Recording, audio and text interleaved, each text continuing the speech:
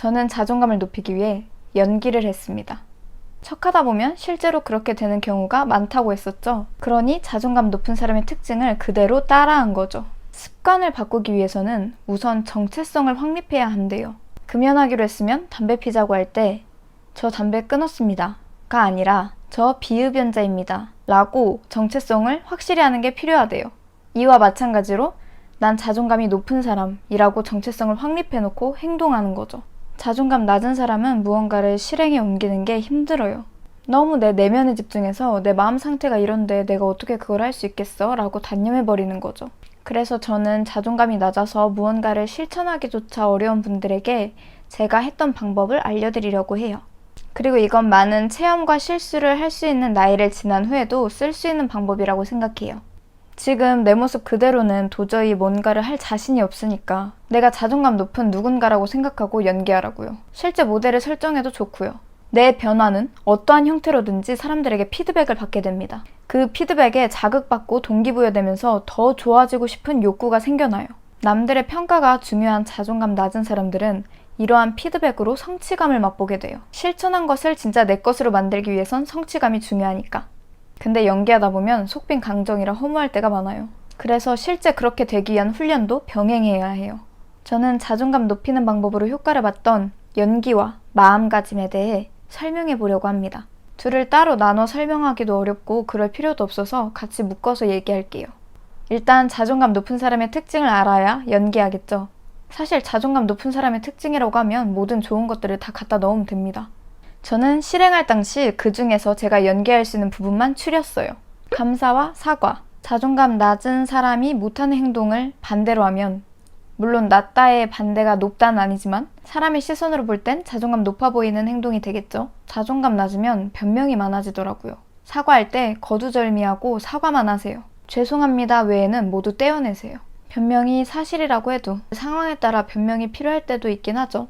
근데 여기선 그걸 말하는 게 아니니까. 그리고 미안한 일은 대충 넘어가지 말고 제대로 사과하세요. 사과하는 걸 보면 자존감을 알 수 있는 것 같아요. 용기가 안 나면 내가 아니라고 생각하고 연기하세요. 안 해봐서 못하는 경우가 많더라고요. 처음만 어렵지 막상 해보면 별로 어렵지 않아요. 뭘 받으면 미안해하지 말고 고마워하세요. 자존감 낮을 때 도움을 받으면 고마움보다 미안함이 크더라고요.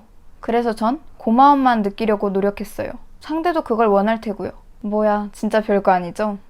근데 잘하고 계신가요? 내가 캐치 못해서 못하는 건 어쩔 수 없지만 알면서도 우물쭈물하다가 넘어간 적 많죠. 감사와 사과는 당연한 거예요. 부끄러운 게 아니에요. 감사와 사과를 받는 입장을 돌이켜 생각해보세요. 쟤 왜? 뭐하러 저런 말해? 이랬나요? 당연하게 받았잖아요. 근데 왜 하는 건 부끄러워요? 알면서 표현 못하는 게 더 부끄러운 일이지. 자존감 낮은 사람들은 타이밍 놓치고 나면 이것조차 마음에 짐이 돼가지고 그 사람 앞에서 주눅듭니다. 감사하다 제때 말하고, 미안하다 사과 제때 하고, 이렇게 하다 보면 자존감이 그 자체로 높아지더라고요. 칭찬을 자연스럽게 받으세요. 칭찬하면 에이 아니에요. 대신 좋게 봐주셔서 감사합니다 라고 대답하세요. 자존감 높은 사람들은 칭찬받는 거 되게 자연스럽잖아요. 그게 어떻게 가능하냐면 그 칭찬이 다 맞다고 생각하니까 인정이 되는 거예요. 물론 자기애나 자만심이 높은 사람들도 이걸 잘하는데 그거랑 혼동하지 않게 주의해야 될 것 같아요. 자존감 낮은 사람들은 칭찬을 들으면 내가 계속 그 기준에 맞게 행동해야 할 것 같아서 부담스럽대요. 근데 사람들이 나한테 그렇게까지 관심 없거든요. 뭐 칭찬해놓고 그렇게 행동 안 한다고 해서 팍 실망하거나 그거에 맞는다고 해서 뭐 계속 좋아지거나 그렇진 않거든요. 뭐 일관된 모습이 신뢰를 줄 수는 있지만 대부분의 사람들은 그 대상을 막 입체적으로 분석해서 칭찬하는 게 아니잖아요. 그냥 지르는 거지. 어차피 사람은 완전하지 않다는 거 모르는 사람 없잖아요. 칭찬이 부담이 될 필요는 없다는 거죠. 맞아, 나 그런 면도 있어 라고 그냥 받아들이세요. 나에 대한 부정적인 평가에 휘둘리지 않는다. 이건 연기하기가 어려운 부분이라 저도 힘들었던 건데 자존감에서 중요한 부분 중에 하나라 뺄 수가 없었어요. 항상 어딜 가든 칭찬받는 것보다 욕먹는 게 오히려 더 당연하다고 생각했어요. 남의 평가로 나의 본질이 달라지지 않아요. 남이 좋게 말하면 난 좋은 사람이고 남이 나쁘게 말하면 난 못난 사람인가요? 자존감이 낮으면 말과 행동의 오해를 많이 하더라고요. 혼자 의미 부여해서 속뜻을 파헤치려고 하고 확대 해석을 해요. 상대방의 말과 행동에 가지치지 마세요. 사람들이 무슨 의도를 가지고 말하는 경우 흔치 않아요. 남이 남에게 하는 칭찬을 인정하는 거. 이건 이 자체로 척이 가능할 것 같아요. 그 사람이 잘났다고 해서 내가 잘나지 않은 사람이 되는 게 아니거든요. 아까도 말했지만 내가 못난 사람이면 그 사람과 상관없이 못난 사람이고 내가 괜찮은 사람이면 그 사람과 상관없이 괜찮은 사람이잖아요. 같은 맥락으로 남 험담하지 않은 것도 당연히 해야 할 부분인데 남을 너무 극찬하는 것도 자존감 낮으면 그럴 수 있는 것 같아요. 특히 나랑 너무 비교하면서 칭찬하는 거 있잖아요. 또 자존감 높은 사람은 여유가 있어요. 뭐 여유라는 게 긴장될 때 여유 있어 보이는 거 뭐 그런 거 말고도 여러 가지 여유가 있지만 여유 자체를 무슨 수로 연기하겠어요. 그니까 자세, 눈빛, 말투, 목소리를 흉내내라는 거죠.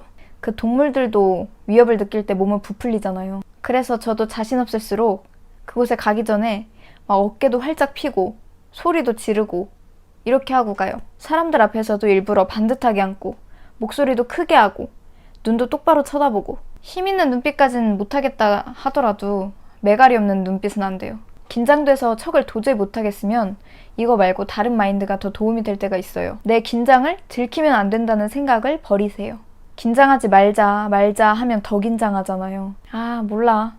이 세상 긴장이랑 긴장은 다 해버리지 뭐. 이렇게 생각하세요. 긴장한 게 다 드러나는 사람은 감추려고 하는 것보다 표현하는 게 더 여유로워 보일 수도 있어요. 포기할 건 확실하게 포기. 이거 자체를 연기하기도 하면서 걱정되거나 불안한 게 있으면 무조건 적어서 정리하세요. 그냥 머릿속으로 생각하다 보면 막연해가지고 내가 생각한 것보다 걱정이 더 많게 느껴져요. 내가 신경 쓸 것과 신경 안 쓸 것을 적어서 신경 안 써도 되는 부분은 빠르게 털어버리는 거죠. 최선을 다했는데도 안 됐다면 신경 안 쓸 거에 들어가는 거예요. 최선을 다하지 않았는데 도저히 못 해먹겠어도 신경 안 쓸 거에 들어가는 거예요. 이게 빨라지다 보면 머릿속에서 구분하게 돼요. 그러면 그 순간순간 쳐내는 게 가능해지죠. 감정에 기복이 없다. 기복은 누구나 있죠. 자존감 높은 사람도. 근데 그 기복의 주기가 짧지 않을 뿐더러 일정 수준 이하로 떨어지지 않는다는 거예요. 이걸 어떻게 척하나 하실 수도 있는데 전 척하다 보니까 되더라고요. 우울한 감정도 습관이에요. 그러니까 평소에도 우울에 빠지지 않게 해야 돼요. 그러다 보면 잘 안 빠지게 된다니까요. 우울한 감정이 올 때쯤 느껴지잖아요. 그럴 때 천해버릇 해야 돼요. 그리고 기분 안 좋을 때 술 마시지 마세요. 기분 나쁠 때 술 마시는 거 반복되다 보면 그런 기분 들 때 아주 자연스럽게 술 찾게 되거든요. 이게 습관이 되잖아요. 자존감 깎아먹는 주범이 돼요. 자존감 깎는 행위를 줄이는 것도 자존감 높이는 방법이니까. 자존감 낮은 사람은 자기가 자기를 정의하지 못하니까 남들 말로 자기를 정의하려고 해요. 내가 정의한 나를 인정하기 싫은 거죠. 너무 보잘것없으니까. 그래서 정의하라고도 못하겠는 거예요. 그 마음을 너무 잘 아니까. 그래서 내가 되고 싶은, 닮고 싶은 모습을 정의해서 연기로 시작하라는 거예요. 그 외에 마음가짐도 몇 개 얘기를 할게요. 자존감 높이려면 내가 나를 잘 알고 인정해야 되잖아요. 내 약점까지도 인정해야 돼요. 그래야 나 자체에 대한 확신이 생겨요. 근데 자존감 낮은 사람들은 내 강점을 인정하는 것도 어려워하더라고요. 그러니까 우선은 내 강점부터 인정하는 연습을 하는 게 좋을 것 같아요. 남이 해준 거든 내가 생각한 거든 나에 대한 칭찬을 적어놓고 자주 보세요. 그리고 내가 죽은 후에 사람들에게 어떻게 기억되고 싶은지도 적어보세요. 그리고 그렇게 되도록 행동하세요.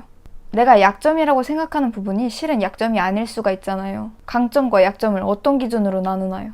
그 환경과 직업에 따라 그렇게 구분된 거지 다른 곳에 가면 내 약점이 강점이 될 수도 있어요. 나를 낯설게 보되 낯설어 하지 마세요.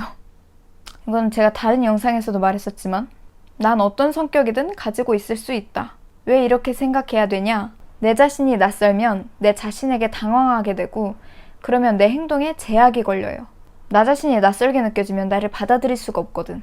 내 이중적인 모습이 싫어. 근데 그것도 나고 저것도 난데 그 여러 모습이 다 나란 말이에요. 그 중에 더 센 게 내 성향이겠지만 원래 사람의 자아라는 건 양립할 수 없어 보이는 것들이 공존하는 존재니까. 자존감은 키우는 방법을 아는 것도 중요하지만 구멍나는 부분이 있으면 높아지기가 사실상 어렵죠. 그게 가족일수록 더더욱. 자존감을 깎는 사람을 끊어낼 수 있다면 끊어내고 그럴 수 없다면 다른 방법을 찾아야겠죠. 마지막으로 책을 하나 추천하고 갈게요. 이 명상록이라는 책 꼭 사서 읽으셨으면 좋겠어요. 제가 이 책을 여기저기 많이 들고 다니면서 봤는데 꼭 자존감 높이는 데 뿐만 아니라 여기저기 도움되는 게 많았어요. 제가 오늘 영상에서 말한 연기 리스트가 중요한 게 아니에요. 일단 생장점이 될 수 있는 그 시작을 말씀드리고 싶었어요. 어차피 그 리스트는 보시는 분들에 맞게 각자 만드실 수 있는 거잖아요. 전 기본적인 것들만 말한 것 뿐이고, 저는 동기를 만들어 드리고 싶었어요. 이 영상을 보고 조금이라도 동기부여가 됐으면 좋겠어요. 감사합니다.